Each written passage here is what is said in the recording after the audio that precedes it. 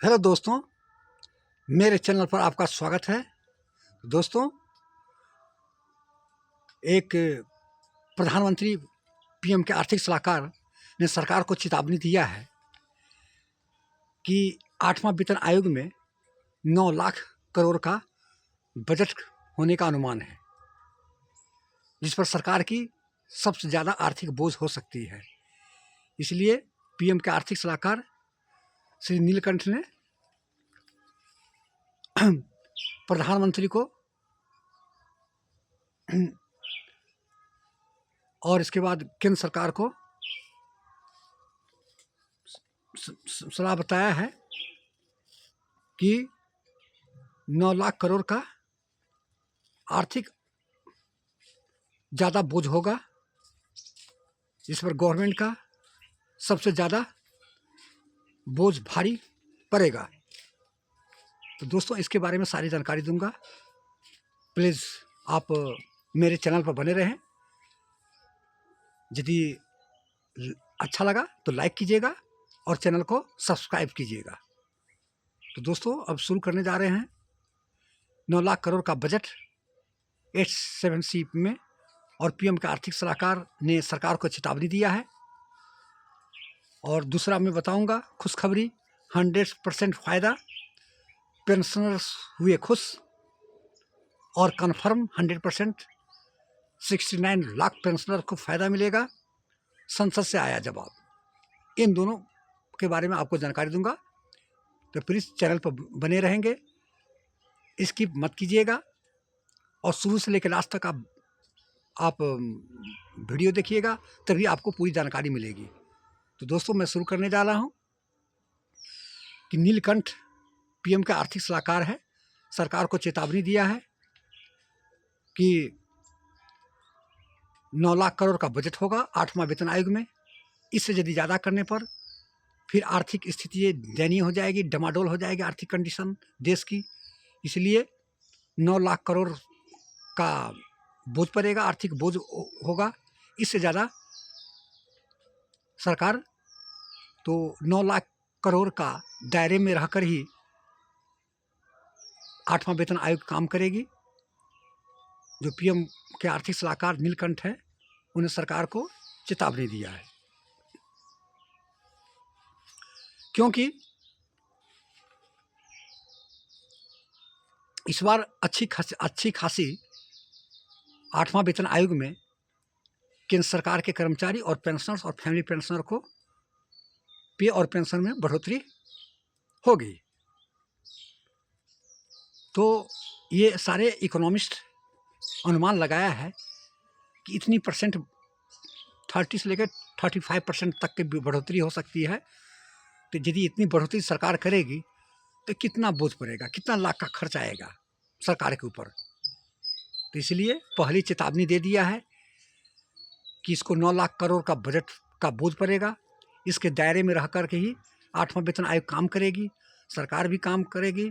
कि ज़्यादा आर्थिक बोझ पड़ेगा, फिर ज़्यादा बोझ पड़ने पर यह हो सकता है कि कोई भी देश की आर्थिक डेवलपमेंट नहीं हो पाएगा। तो इस कारण से सरकार को पीएम का आर्थिक सलाहकार नीलकंठ ने सरकार को बताया कि इसी के दायरे में रह कर के आपको काम करना पड़ेगा और इसी के दायरे में रह कर के फिटमेंट फैक्टर पे और पेंशन का रिवीजन किया जाएगा। तो दोस्तों, पहले ही सरकार को चेतावनी दे दिया है पीएम के आर्थिक सलाहकार कि इसके दायरे में रहकर ही काम करना है। इतना लाख करोड़ का बजट होगा, इतना करोड़ खर्चा होगा। तो सरकार, क्योंकि बड़े बड़े जो इकोनॉमिस्ट हैं और प्रधानमंत्री के जो सलाहकार है, वह पहले ही गणना करके बड़े बड़े इकोनॉमिस्ट बैठा है, फाइनेंशियल सलाहकार बैठा हुआ है। तो सरकार को पहले ही चेतावनी देता है कि इसी के दायरे में रह करके, चाहे वेतन आयोग हो, 8वां वेतन आयोग, सरकार हो, किया गया। दूसरी बात मैं अब जानकारी दे रहा हूँ कि लोकसभा राज्यसभा में श्री पंकज चौधरी ने बोल दिया है कि जितने भी 69 लाख पेंशनर्स हैं, फैमिली पेंशनर्स हैं, सभी को लाभ दिया जाएगा 100%। लेकिन उससे सवाल किया गया है कि कब से आप लागू कीजिएगा, कब से घोषित होगा, कब से। तो इसके बारे में बोला है कि जब 8वां वेतन आयोग पे कमीशन यदि सरकार की रिपोर्ट देगी तो सरकार इस पर निर्णय लेगी कि कब से लागू किया जाएगा, कब से एरियर मिल जाएगा। ये टाल मटोल करके ये श्री पंकज चौधरी वित्त राज्य मंत्री ने बता दिया है। डेट बताया नहीं कि 1 जनवरी 2026 से लागू होगा, वो सिर्फ बताया है कि जब ये 8वां वेतन आयोग रिपोर्ट देगी तो डीओपीटी के पास भेजेगी। डीओपीटी के जितने भी मेंबर्स हैं, कैबिनेट इसको पारित करेगी और प्रधानमंत्री इसका ऑल इन ऑल होता है, तो प्रधानमंत्री इस पर विचार करेगी, फिर कैबिनेट विचार करेगी। कैबिनेट उसमें क्या बदली कर सकता है, क्या लागू करेगा, क्या नहीं है, कितना क्या हटाएगा, तो इस सारे, और इसके बाद कब से लागू किया जाएगा ये सरकार पर डिपेंड है। उसका डेट बताया नहीं कि 1 जनवरी 2000, लेकिन चिंता करने की कोई बात नहीं है। आप लोगों को 1 जनवरी 2026 से ही बेनिफिट मिलेगा, सरकार इसको फ़ायदा देगी, क्योंकि जितने भी वेतन आया हुआ है वो 1 जनवरी 2006 में हुआ था, तो 2006 से किया है, फिर 2016 से किया है, और 31 दिसंबर 2025 को 7वां वेतन आयोग की प्रक्रिया समाप्त हो रही है, कार्यकाल समाप्त हो रहा है, और 1 जनवरी 2026 से ये लागू होगा। इसलिए सरकार अपने पास ये रखती है, पावर रखती है, लेकिन सरकार 1 जनवरी 2026 से ही फ़ायदा देगी। इसमें चिंता करने, अब 1 जनवरी 2026 से ही आपको पे और पेंशन में बढ़ोतरी होगा। जो एरियर है चाहे 2027 में दे लास्ट में, या 2028 लागू है, लेकिन एक पत्रिका में आज तक में दिया था कि 2028 से लागू किया जाएगा, फरवरी या मार्च से। तो देखिए, वैसे तो आपको 2027 के अप्रैल मई तक सरकार को रिपोर्ट दे देगी 8वां वेतन आयोग, लेकिन सरकार भी लगाती है 4-5 महीना 6 महीना लगाती है, फिर वो कैबिनेट से पास होता है, फिर इसके बाद लागू होता है। तो दोस्तों,